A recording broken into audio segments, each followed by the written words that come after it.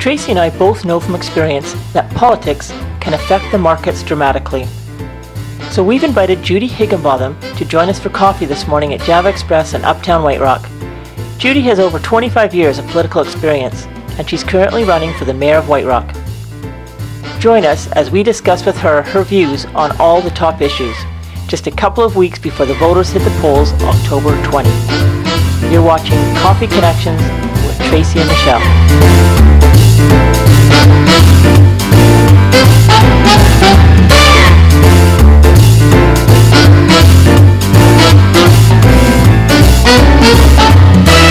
Good morning, White Rock.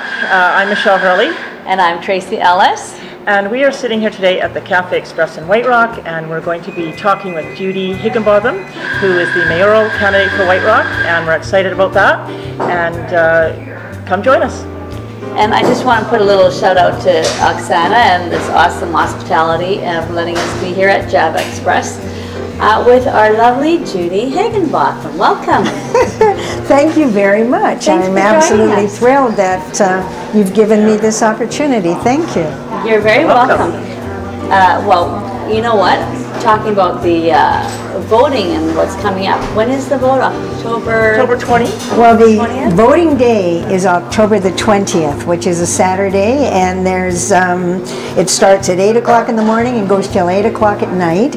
But if you want to advance vote, you can vote October 10th, 11th, and 15th, 8 to 8, at the community center, which is just over close to Russell, next to the Wailing Wall. Right, and that new Boza development there. That's right, that's right, yeah. Awesome. So plenty of opportunities. Oh, that's convenient. So you won't forget to vote. I will definitely not forget. I'm making sure I've got my ballot in ahead of time. That's good, that's good. So one of the reasons that we wanted to join with you today was because there hasn't been a lot of talk in the community about the elections coming up. In fact, I just found out about it a few days ago, or a week ago now, I guess. I kind of feel we don't know the candidates, we don't know their mandate. Who's running? This year just seemed to be a little bit lacking of things in the media. Information? Yeah, okay. So we thought we would take it upon ourselves and go to the best. Well, I'm flattered. But yes, one of the things that is difficult to do sometimes is to get the information out. So this is an opportunity to do so, and I appreciate it. But you know, you get your brochures, you get your business cards, you get your signs up, and then I think closer to the election, people, when they see signs and they see brochures arriving in the doorstep, then they begin to look at it.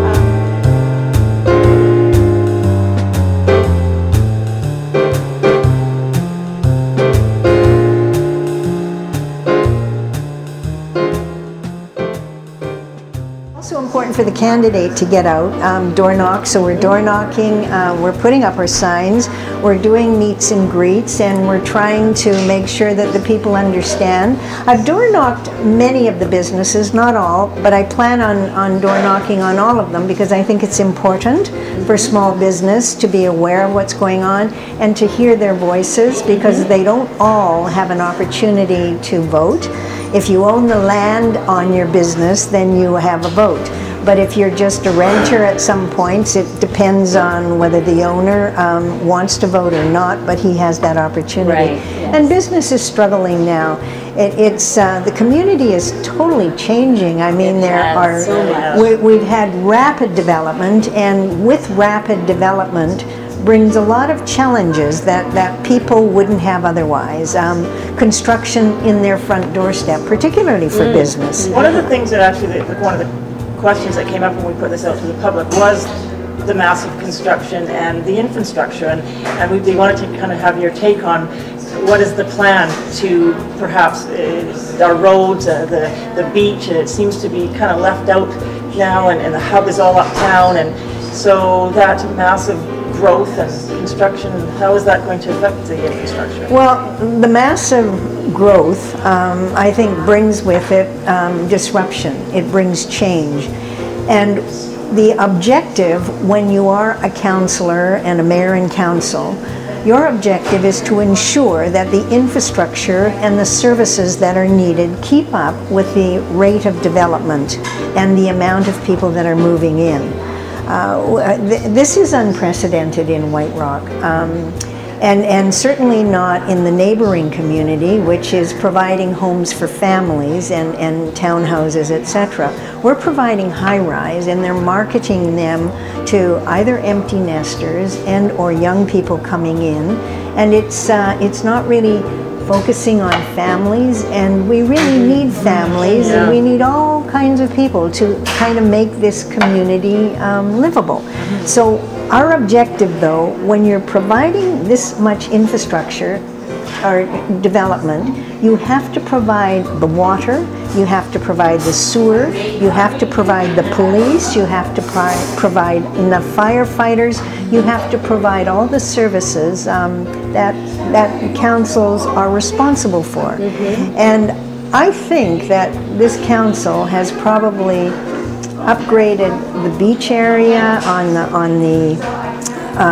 in the parks, Memorial Park, and they're looking at an East Beach development, when perhaps they should have been looking in putting it underground for the water system.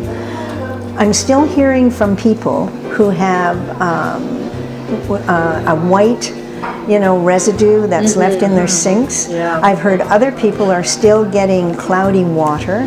And regardless of how safe the city says it is safe, you don't want dirty water coming out of your tap, and you don't want residue on there. What are you putting into your system? So that brings us to one of the questions that we want to talk to you about, the water. When we've been speaking with people in the community, that's one of the issues that they really want answers as to how is White Rock going to sustain the water as all these new developments and people come in. They've got these new treatment plants coming in. They're not going to be operational, I believe, till 2019. But in the meantime, we've got arsenic in our water, we've got manganese in our water, we've got all these other chemicals that are harmful to us, cancer-causing, and how are they going to address that? Well, how is that going to change? What they've done, White Rock received a $13 million grant from the federal government, which was to upgrade the water facility. And they put in another, I think, $4 million into it. So it's close to $20 million to try to deal with cleaning the water and making it safe. It's a fair amount of money. And they did, and part of it is not, it's buying the facility, which they did, and then it's cleaning the water. I believe that we should be planning a process and plan to acquire GVRD or Metro Vancouver water system. I think over time you have to do it. But I think we should also be using, when they're building a high-rise now, they're giving what they call a bonus density. So they're getting community amenity dollars. So if you have the right to do 6 stories, they might give you 8 stories, and then you will get a community amenity sum in lieu of putting extra, units on your development. That money, I think, should be going into services, and I think it should be put to ensure that the White Rock people are dealing and have the amount of, they have the clean water, they have sewer facilities.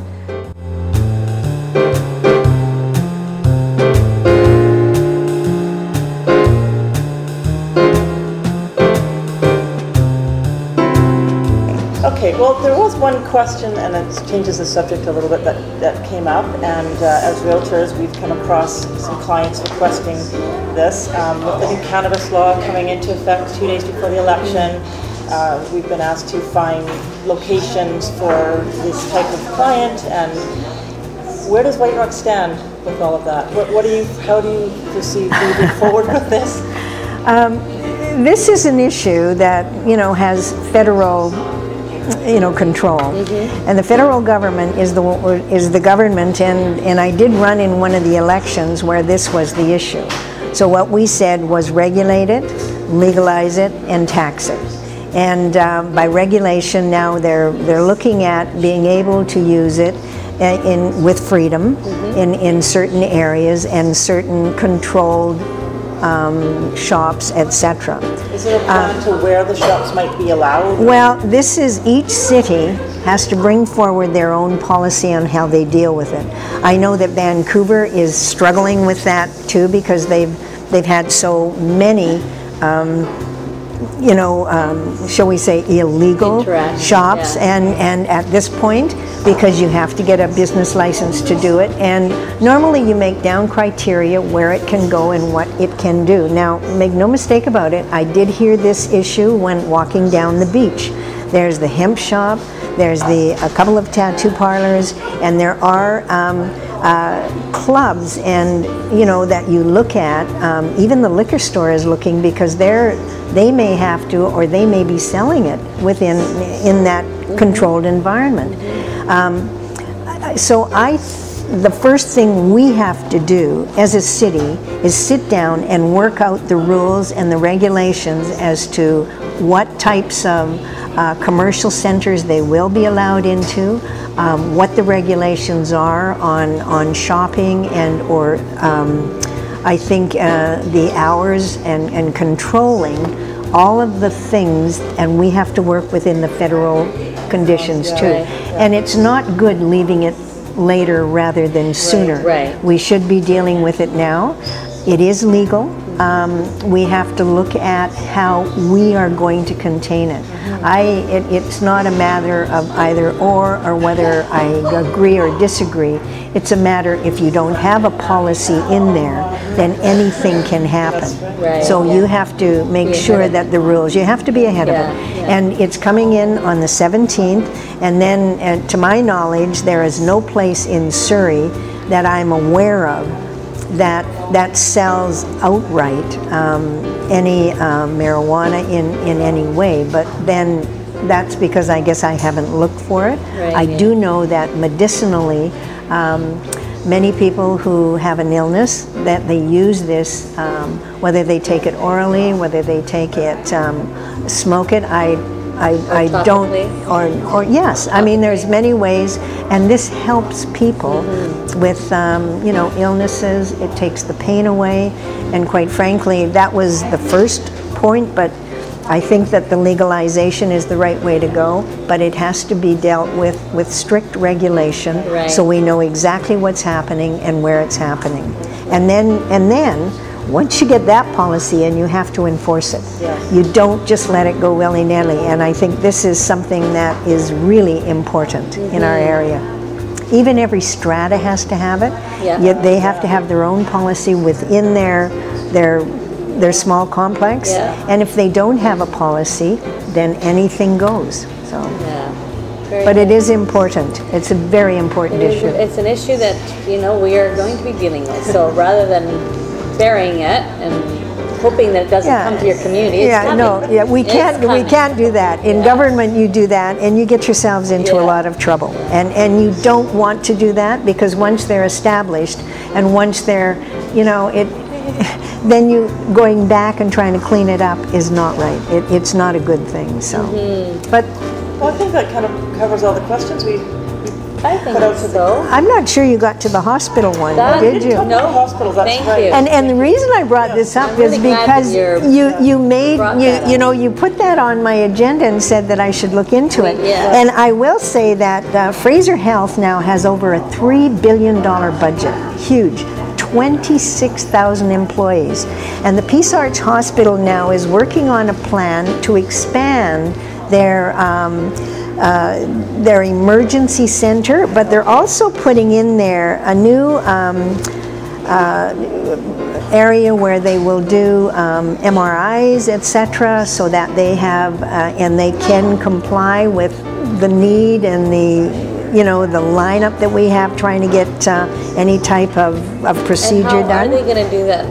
I mean, right now, even with the population that we have, you're in there for... Well, normally when you build a facility like that, you probably look into the future, and I think Peace Arch Hospital was always overbuilding for the future. So a lot of the floors that didn't have funding were used for other purposes, but now they have a new hospice facility going in there within the hospital, and they do have the Surrey White Rock Hospice is doing a supportive center there as well, which deals with grieving families. Our Rotary did the playground in the back for the children, which was, you know, a sweat equity project from my Rotary.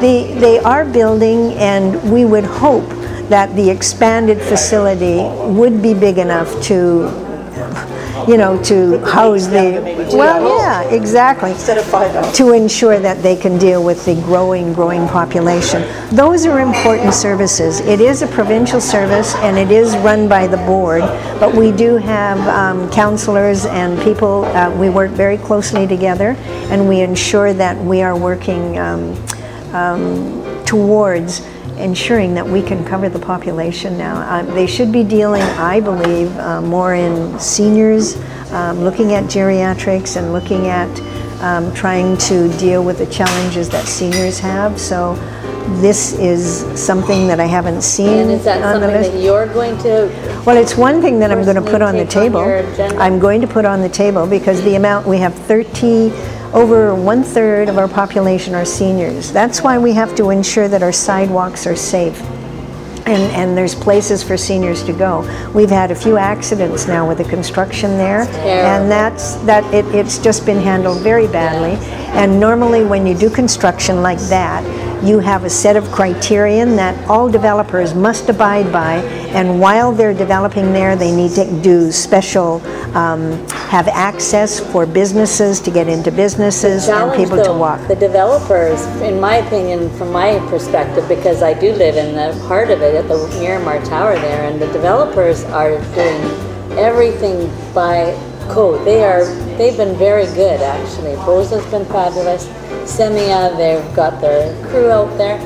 The organization that's been the worst has been the City of White Rock in the street, and what they've done up at that road. And with the trees, when they took all those trees out at 4 o'clock in the morning, they gave nobody any indication they were going to be doing that. They just went in, ripped them out, woke us all up out of a dead sleep at 4 in the morning, thought that we were being bombed.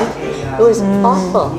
So you live very close, I live Tracy. right in the heart of it. Yeah, see, that's not So, acceptable. It's not, and That's not people acceptable. are living in those buildings, and it's like we don't exist and we don't have a voice, and that is a challenge. And I asked the city, why is it that the developers have to live by a code of working at 7:30 in the morning, but city doesn't?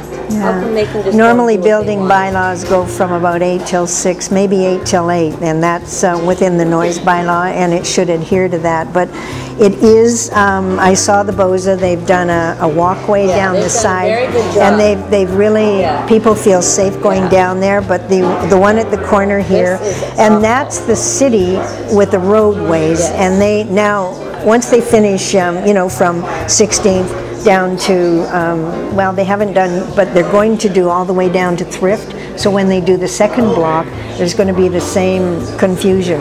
There's been half a dozen businesses. Well, one is shut down. 2 have moved to Windsor Square. Another one has moved down on White Rock, but they're And so displaced at this point. is the city planning to compensate those businesses in any way? Well, let me say this. When they put the rapid transit down Cambie and went underground, and then when they came up in Lower Cambie there, they disrupted a lot of businesses there. The businesses sued the city, and the businesses won because it was, the city did not pay them any compensation or enough. The businesses went broke.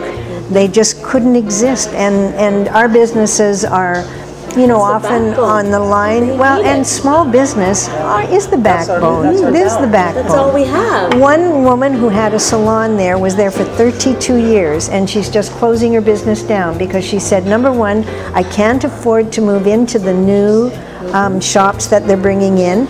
Secondly, she said, I can't afford to do nothing for the months that it will take to build the new shop.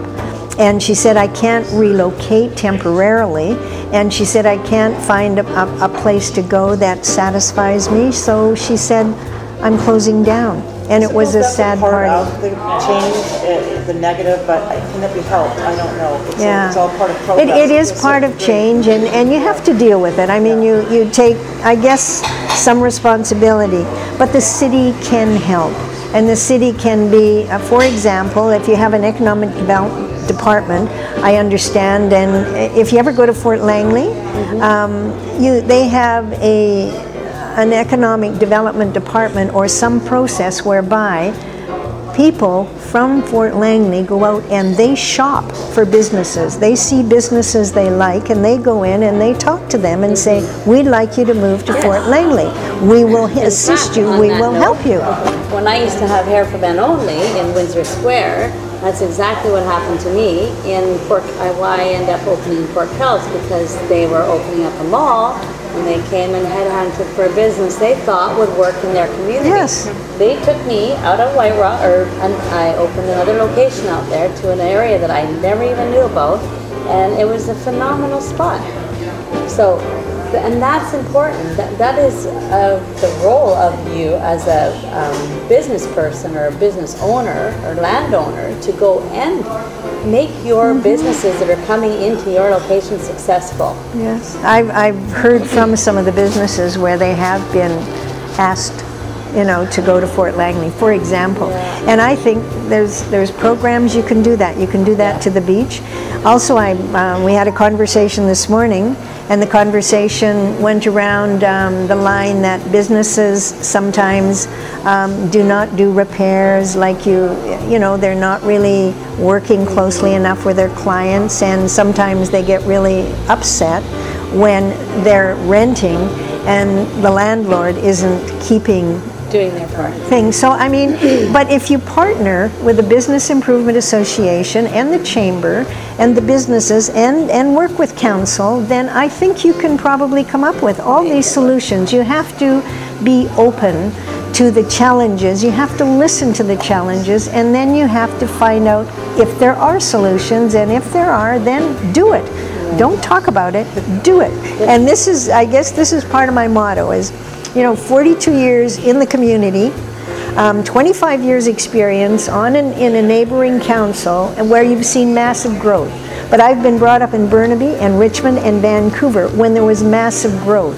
So I'm used to being in a growing community, and I've seen change happen. But what you want, and my goal, is to make sure that change works for the community and in the community. High-rises should cater to our people, the seniors that want to move here, the young families that want to move here. We need 3- and 4-bedroom apartments for them to move here, and for young people to be able to afford it. There's jobs wanting here. And to commute from here, because now they have to be able to get to the city to work. But you see, it's a package. Yeah. And if you have a city running well, you will look after appropriate development, you will look after convenient, accessible, and available transportation, and you will ensure that you have the services to make your community complete.